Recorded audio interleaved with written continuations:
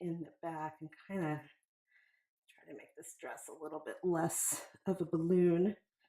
So I may not be perfectly successful. And if you hear anything that sounds a little bit like prank calls from the 80s, I am wearing a mic.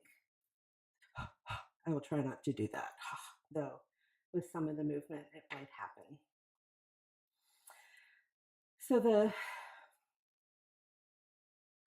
genesis of this class really grew from both my experience as a person who lives with chronic pain. My pain is the result of autoimmune disorders. Working with people who live with chronic pain, people with fibromyalgia, who have had hip replacements, knee replacements, have pain in joints, arthritis, rheumatoid arthritis, multiple sclerosis, long-term chemo, you name it. And what I have found over the years is that moderate movement, for the most part, seems to be more effective in the long run than, say, high intensity interval training or even long static stretching like yin yoga. And some of the new research that's coming out about fascia, about the connective tissue, and ways to work to enhance, strengthen, and benefit connective tissue mirror, or I should say, they mirror my findings by happenstance. And this new research says that you need to move and stretch. So really, I just want to show you some of the things that I do with folks in a chair. And maybe you'll come check me out at Shining Light. I'm here now filming. It's really beautiful. And I'm also looking for space to offer this during the evening. So the first thing I have people do is sit at the edge of a chair. And the feeling is that your sits bones are connecting to the chair. And that helps to lengthen the spine. And then it's, just get comfortable. So, or as comfortable as you can. For me, as many of you know, that means zhuzhing. I'll tell you today, I'm mostly feeling this in my knees, my feet, and the upper third of my back is where I'm feeling most of my discomfort today. So to get some lymph moving and to get some airflow, we start with sun breaths, either in and out of the nose or in through the nose and out of the mouth. I'm going to demonstrate in through the nose and out of the mouth. So the gaze is forward or eyes closed.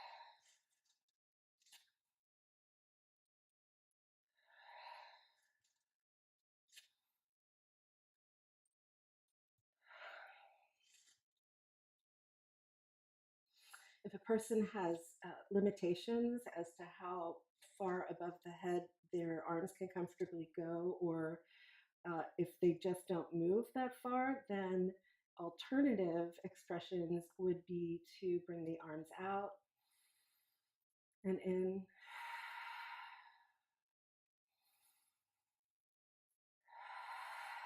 or even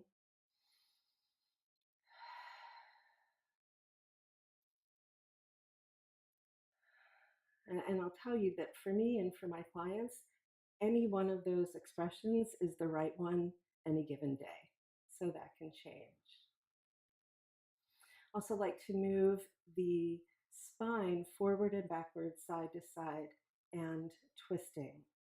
And the way we can do that seated is with modified side angle, or if you know the gauche lineage, it would be a modified half moon. So to my right, I can extend my left leg out. So I've got 2 feet on the floor, sits bones on the chair. I'm going to let my hand rest here and stretch. Either looking down, forward, or up, depending upon where my neck is. I'm lifting up out of this right side, belly pulled in, really feeling for a stretch on the left. Some people will take this here.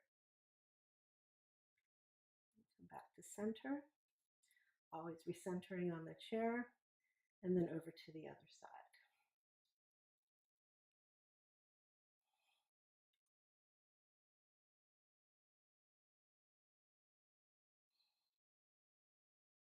And back to center.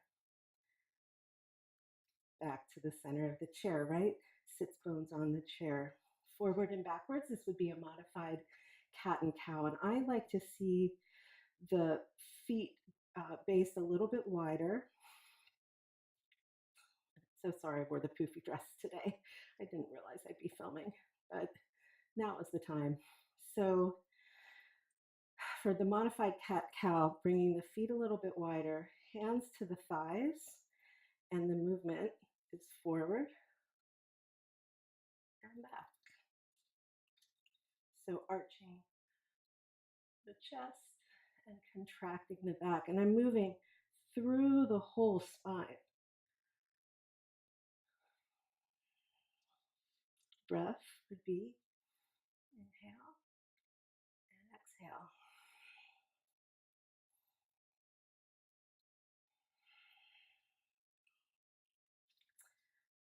To get that twist, reset, left hand to the right thigh, just take a look over.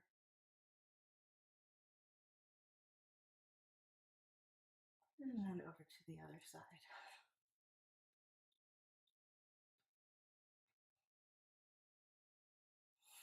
So by now, I have a sense of at least how my back is feeling, my spine, my hips, and my arms. Another movement I'll do with people is an isolation of the ribs. So I'll hold my ribs. This isn't the best shirt for you to see this with. Hands to the ribs, forward, lateral side, back, lateral, forward, side, back, side, and then around in circles. And I'm really working just this middle part of the spine.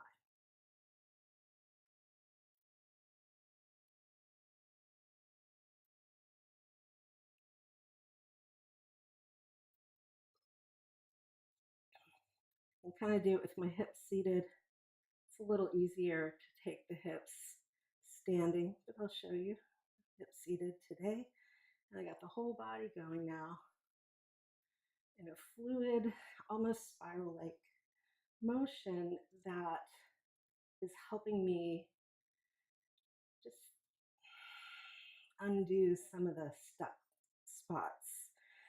And so there's no main sense of alignment or correct positioning. Some days people will have a greater range of motion than others. I'm just exploring this movement. I don't know if you can hear, I'm getting cricks in my back. For the arms in particular, a great movement is one I call screwing in a light bulb. So it goes a little something like this. Arm goes above the head and it's turning, keeping the wrist in line with the elbow, Think of it like the Queen's wave. Maybe you touch your head. But see, now I can tell how my shoulder girdle's doing today. And this movement is butterfly. And if you live with chronic pain and your experience is anything like mine, there can be an unconscious holding or tensing of the body. It's a protective response. And if we can get some of that energy moving, like literally the fascia, the water that goes through the fascia, the lymph, the blood. Oh.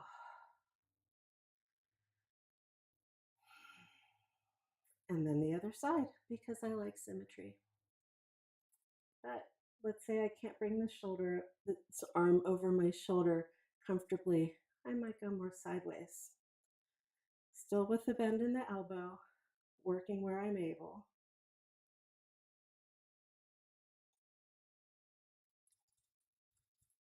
Kids love this one, by the way. Butterfly.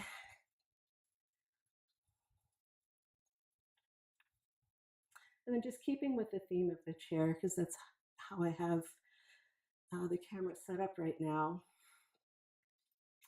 You can do a similar shaking movement with your leg. So here, I would have people sit back a little bit, lean back on the chair if you need to. You can stay seated upright if that doesn't feel so necessary. And shake it. I'm shaking it like there's something on the toes I'm trying to get off. Just letting it go. Kind of chaotic.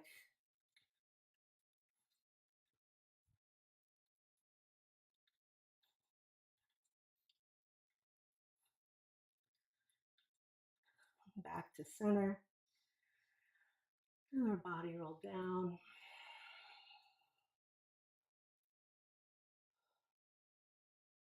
And then up.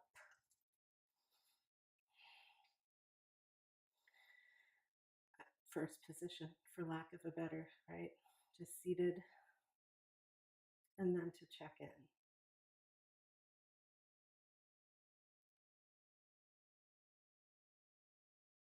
So there's like a simple seated warm-up E-ish-esque sequence of movement and body exploration that this class, Mindful Movement for Chronic Pain, you would see in a class like this.